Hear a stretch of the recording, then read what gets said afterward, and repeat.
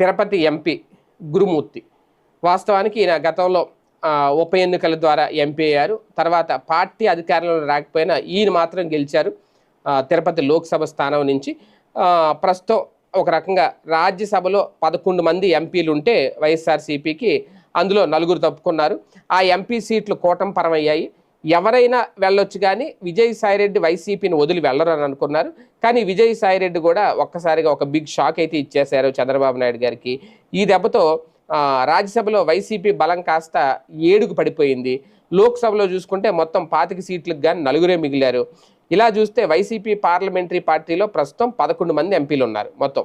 వీరిలో ఎవరికి వారు తమ పనుల్లో ఉన్నారు అనేది అయితే ఇక్కడ కీలకమైన అంశం. పార్లమెంటరీ సెషన్లో మాత్రం లోక్సభలో మిథున్ రెడ్డి, రాజ్యసభలో వైవి సుబ్బారెడ్డి చర్చల్లో పాల్గొంటున్న ఆ తర్వాత ఢిల్లీలో చూస్తే వైసీపీ వాయిస్ ఎక్కడా వినిపించట్లేదు.